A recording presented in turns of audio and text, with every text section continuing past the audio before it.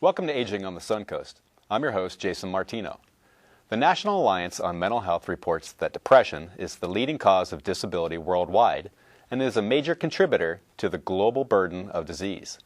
They further report that 60% of adults with mental illness did not receive mental health services in the previous year. Just as intriguing, African Americans and Hispanic Americans were half as likely to utilize mental health services compared to whites. These facts are startling, and we owe it to ourselves to understand mental health much better in order to thrive as successfully as we can. On today's show, I've invited a couple professionals from Gulf Coast Jewish Family and Community Services.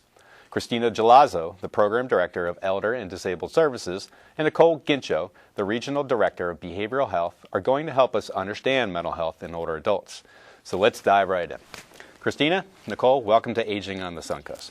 So obviously, today's topic is going to be mental health, and I think we should probably start by defining what mental health is. Nicole, would you help with that? So mental health is essentially a condition that affects someone's emotional and psychological well-being. It can also affect how they manage daily stressors and how they think and behave every day. Mm-hmm.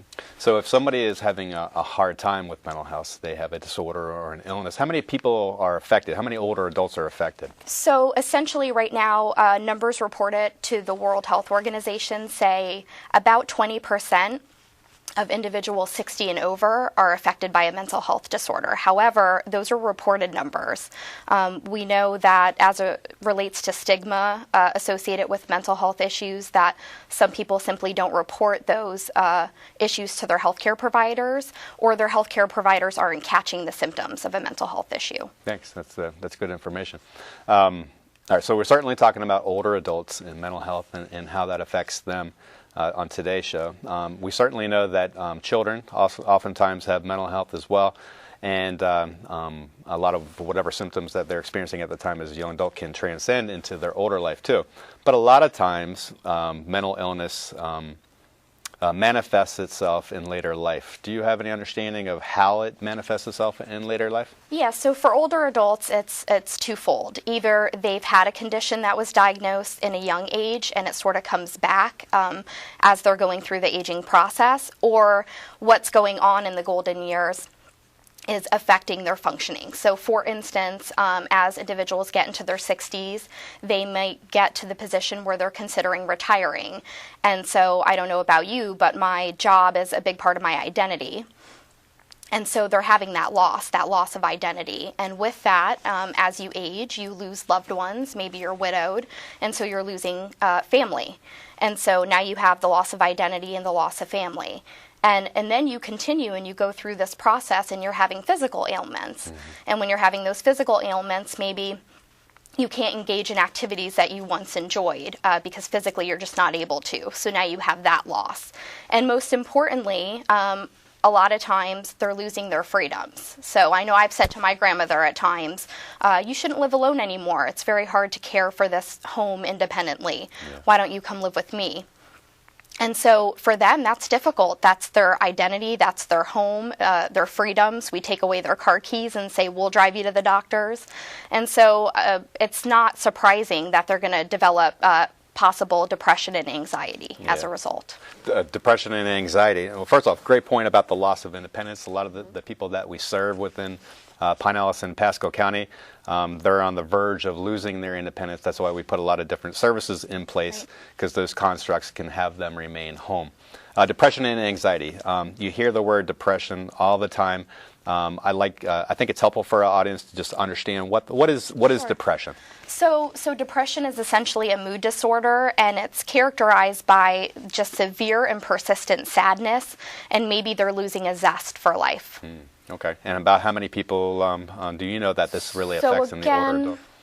The World Health Organization numbers reported are roughly 7%, but it's also going underdiagnosed. That's an amazing amount of people that are doing it. But the underdiagnoses is pretty darn important too. 7% is a lot of folks, but if most people are underdiagnosed, then there's probably a lot more out there that are dealing with depression that maybe don't know that they have them. So while we're talking about depression, Certainly, a lot of these mental health disorders or illnesses have symptoms that go along with it. What are some of the symptoms? Feel free to expand on some of the symptoms that go along with depression. Sure. So some of the things that you might be seeing or witnessing is isolation, and that's sort of in two components. It could be physical isolation, like maybe they're spending a lot of time in their room and not socializing with others, but there's also emotional isolation.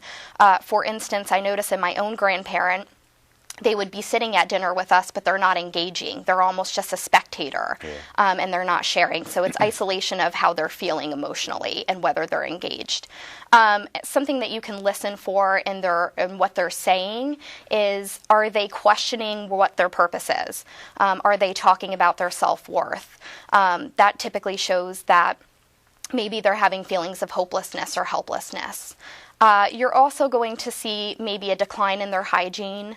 Maybe you're noticing that grandma's been wearing the same clothing for 2-3 days, or you're prompting her to take a shower. And so they're just not motivated to do those things. There is also a symptom called anhedonia. And I know that's a very clinical term, but in layman's terms, it basically means that they've lost a desire to do activities they once enjoyed. So you might be used to seeing someone knit every day or go visit their grandchildren, and all of a sudden they're not picking up those activities or doing them.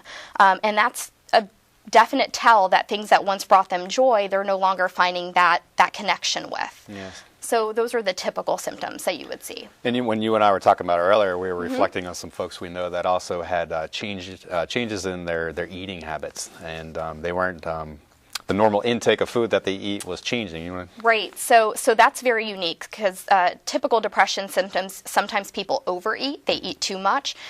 In the elderly population, they stop eating. You're often prompting them to eat. And the same goes for their sleep patterns. That can go either way. Either they're spending an excessive amount of time in bed or napping a lot, or they're having difficulty sleeping and or falling asleep, and so they'll bring that to a primary care physician as a medical symptom. Well, that's a great illustration, and hopefully the folks that are watching the show will take a look at some of the ideas that you put forth and see if it either fits them or a loved one that they know as well. The other item that we talked about was anxiety. I hear about anxiety and panic disorders too. Can you help define what anxiety is? So anxiety is a whole host of different diagnoses, but in its simplest form, it's just that feeling of excessive worry or unease all the time that doesn't go away. That must be horrible, though, to constantly have that in the back of your brain that worrisome too. How many people do we know of that affects? So essentially, individuals age 60 and over, we're looking at about 3.8% of the population. But this statistic is very unique because they are reporting anxiety symptoms, but they're reporting them as physical ailments like stomach aches and headaches and muscle tension. And so they're bringing those to a care physician, but they're being treated for the symptoms, not the disorder. Well, that makes good sense, and that also complicates things sometimes as well. I can see that. So while we're talking about symptoms, please let us know what types of symptoms one would experience when they have anxiety. Sure. So I'll start with the physical ailments. So I'm sure we've all heard the term butterflies in the stomach, and you get that usually as a performance method, but they're feeling that all day, every day. All activities, even simple activities, are causing that. And so they report a lot of gastrointestinal problems, but they're not relating it to the fact that they have anxiety. They think they have a stomach issue. The same happens with backaches and headaches. They identify that as maybe muscle tension, but really their nervous system's on hyper alert. You can imagine if you're in a car and you know you're embracing for an accident, you automatically tense your muscles. They're living like that all the time. They're in a heightened sense of fight or flight. Some of the other symptoms they're having are restlessness. You may notice that they're pacing a lot, or they're doing the wringing of hands like this, or their leg is shaking excessively. And so that's basically a way to expel additional anxiety. They also become irritable, and you have to really pay attention to that because what's happening is, since they're so on edge, when you're asking them a simple question, they might be very reactory and very quick to anger. And if that's not typical of Aunt Sally to snip at you, there's something going on there. Yeah. she's dealing with some internal things. It's almost like fight or flight in some ways. Yeah, I absolutely. feel like that for that. So it's rough enough as an individual to deal with depression yourself. It's rough enough for an individual to deal with anxiety themselves. And we have a lot of seniors that live within Pinellas and Pasco County that do live alone and independently, and they deal with it without maybe professional support in the place. But a lot of our seniors live with either family members and or somebody that's devoting their time to care for that individual. Let's talk about the burdens and the experiences that some of the family members and caregivers are going to assume when they have an individual that they love and live with, dealing with either depression or anxiety or another type of mental health illness. Yeah, when you're a family member living with someone who's already just simply going through the aging process, that in itself is a big burden to bear. You know, they need assistance with a lot of things. But when you layer anxiety or depression or some sort of mental health issue, it becomes emotionally tasking too, because you're seeing the progression of this illness. And so it can become very overwhelming. You might feel like you're prompting them a lot and trying to motivate them. For instance, if they have depression, to come out and engage with the family, and it can be very overwhelming.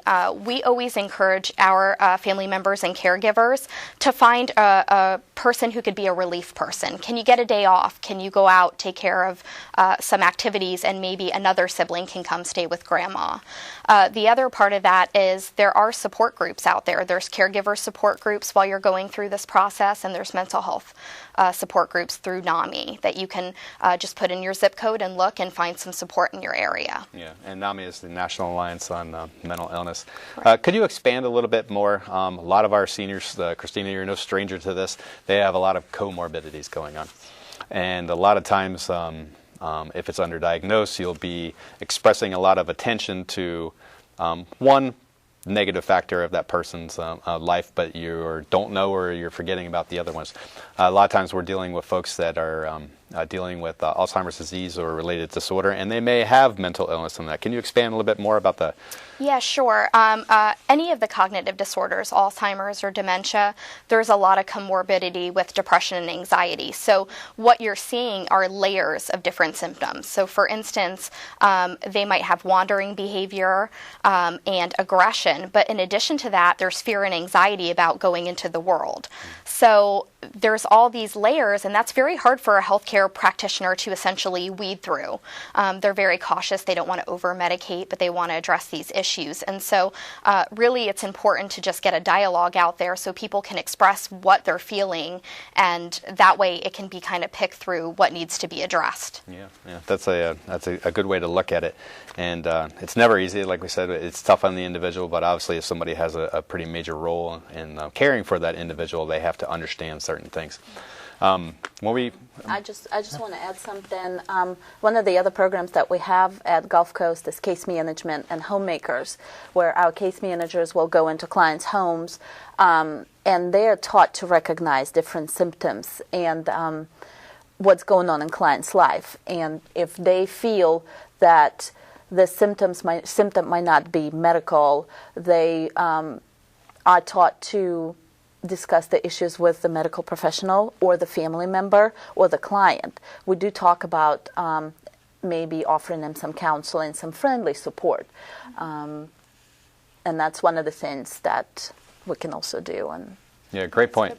And I think when we covered the second half of the show, we're going to go real far into a lot of the different services that you all can offer, either through some of the ancillary services or the direct counseling service that's there.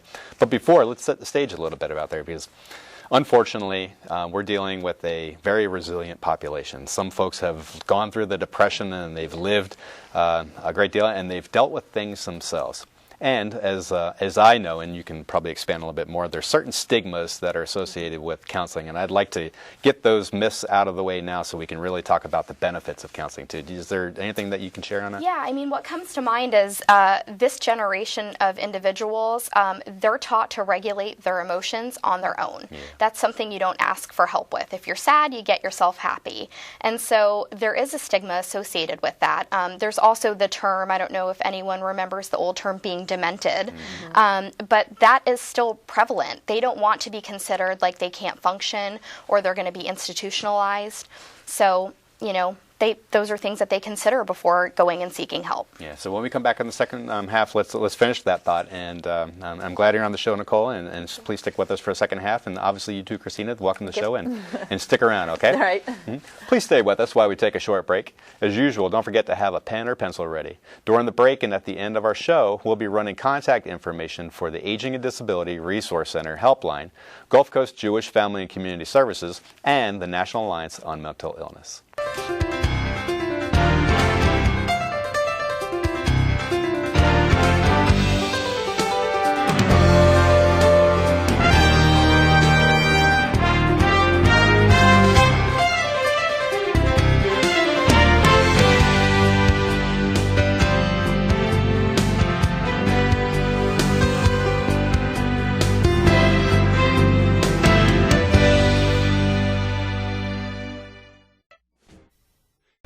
James is 70 and a writer whose joint pain has been a story in itself. His doctor prescribed a new medication that may not be affordable, even with James's Medicare Part D plan. James called Shine. Shine volunteer counselors can guide you to money-saving prescription assistance programs, including a program that helps pay Medicare Part D plan costs for limited-income seniors. Shine costs nothing but could save you time and money. More information is available at 1-800-963-5337. Welcome back to Aging on the Suncoast. During the first half of the show, Nicole Gincho and Christina Gelazzo helped us understand a lot about mental health and how it affects older adults. So, let's progress with this conversation and learn about some resources available to you within our community. Nicole, welcome back to Aging on the Suncoast, and Christina, welcome back to Aging on the Suncoast. So we talked a little bit about mental health in the very beginning, and we talked about specifics that dealt with depression and what dealt with anxiety. And I always like to close our shows on the second half with the resources that are available on there. So Christina, on a national level, what's a good, trusted organization that you would refer people to if you were talking to them? On a national level, the good organization to go to is National Alliance of Mental Health Illnesses. They have all the needed resources locally for each state and each area, support groups. And on the national level, they're a locator, are they not? Yes. Yeah, so they can kind of pinpoint you to different areas on wherever state you're at or whatever county you're at in there, too. That's a good place to start with. Oh, yeah. And you've worked for Gulf Coast Jewish Family Community Services for such a long time. Tell us a little bit about them. Gulf Coast Jewish Family Community Services is a non-sectarian, non-profit, community-based organization that's been helping people of Florida for over 55 years. 55 years? Yes. That's amazing. It's amazing. Yeah. They actually started in 1960. We started providing counseling and family support services to Jewish community in Pinellas County. And then in 1974, the agency was incorporated. That allowed us to diversify and expand our services to the community at large through public partnerships and public grants. Yeah. And now Gulf Coast has over 500 employees providing services to over 30,000 individuals annually. And as an employee of the Area Agency on Aging, we work with Gulf Coast for such a long time. Yeah. We've always appreciated everything that you do. You're a very much a trusted partner with us, and we like doing that work. So, all right. So our first half we concentrated on mental health and mental illness.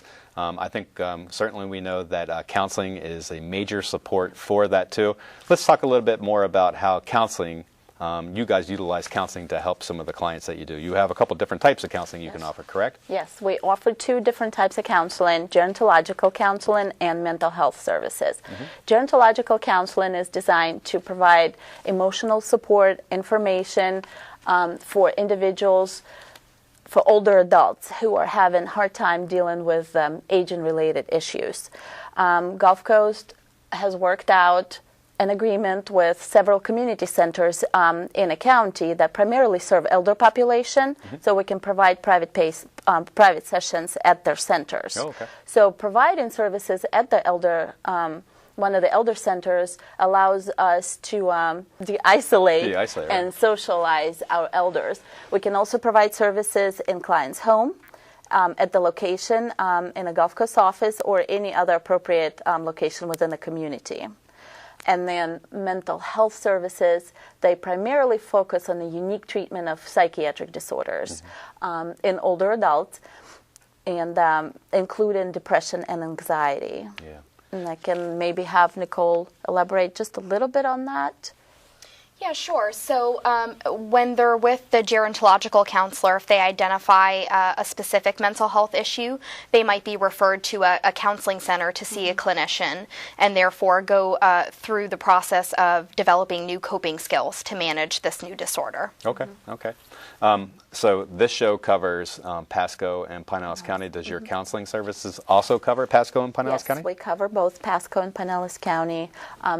In Pasco County, we do services mostly in clients' home or appropriate location in a community that's been agreed upon between the counselor and the client. I think you've identified some important distinctions on where people can be served with counseling services, because not every location excuse me, is appropriate for whatever situation it is. A lot of times, from my understanding, that if a client may choose to receive services in their home because their mobility has been severely limited, where they can't get to certain spots like an office or maybe a community center or something of that nature too.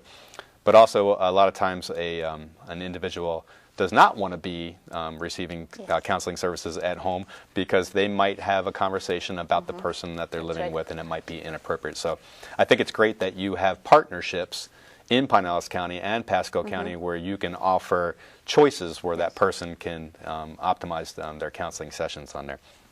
So let's talk about the type of individual that's eligible for your counseling services. Can you take some time and explain that? Yes. The eligibility process begins with a phone interview with one of our qualified intake coordinators, where they will triage to find the best modality for a prospective client's need.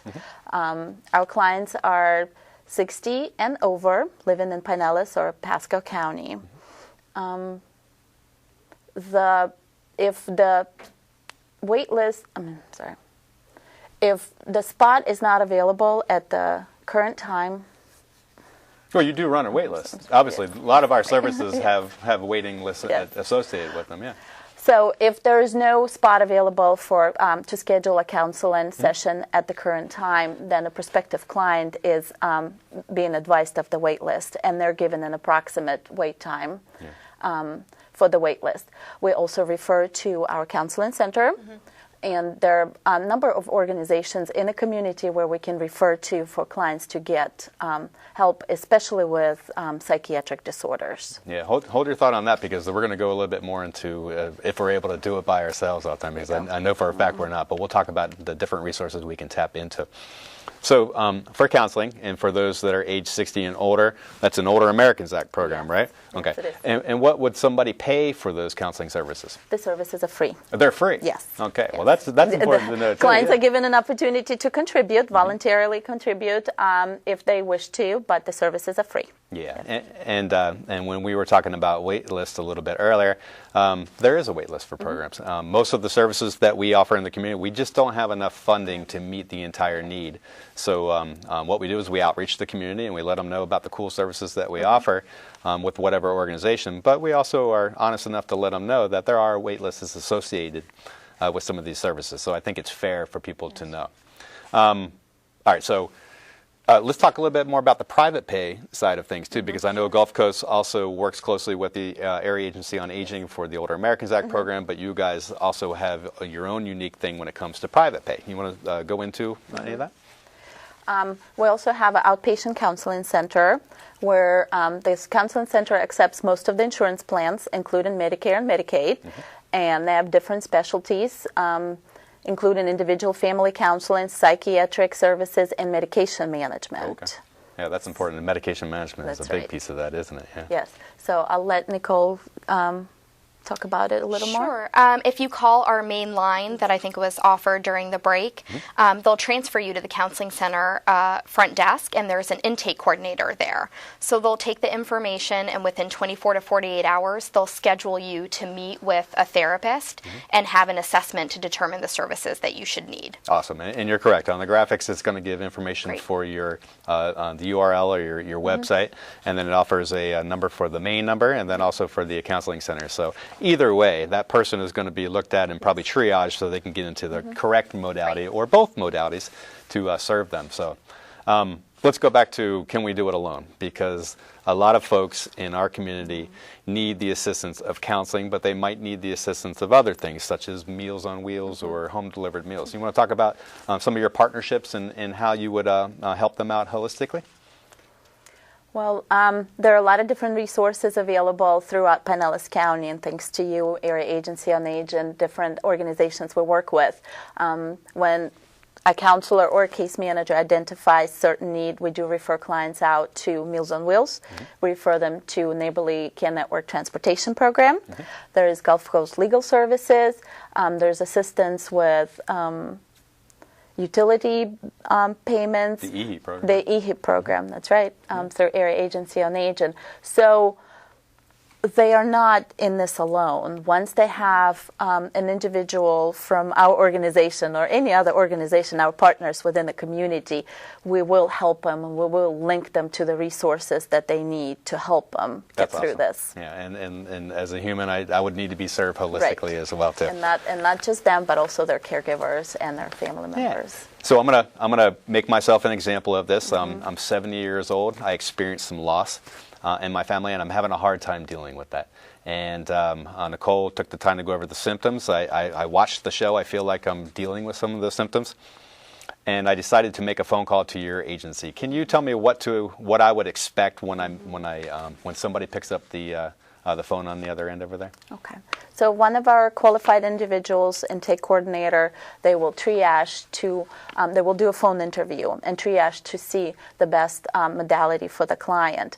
Phone interviews eliminate the need for the office visit, and that allows people who do not have access to transportation to actually start receiving services, get into the referral process, and that allows us to maximize the areas of service. So when we're able to schedule an appointment, we advise client that a counselor will contact them. The counselor will go and do an initial session for the intake where they will go through their personal information and their needs. And then they will determine a plan of action. They complete a treatment plan, and clients can be seen every other week or once a week or once a month, depending on their needs. Yeah. To be fair to our public, you all are a busy organization. If somebody calls, are they always going to get a live person on the other line, or is there a way that they could leave a message to get a call back?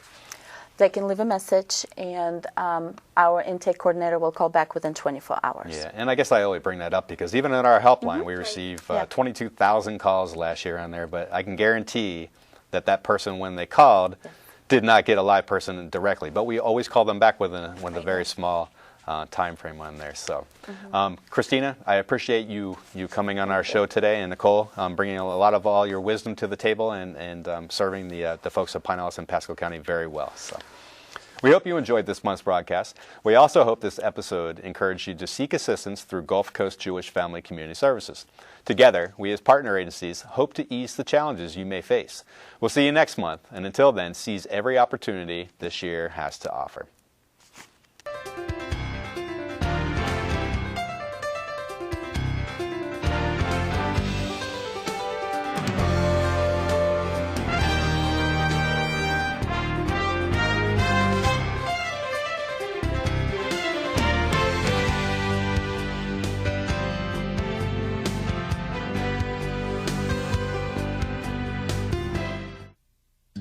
Soon it will be time to make important decisions about your Medicare prescription drug coverage.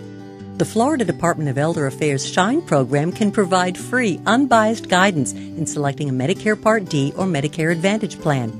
If you have questions or need help, SHINE can guide you through the enrollment period ending December 31st.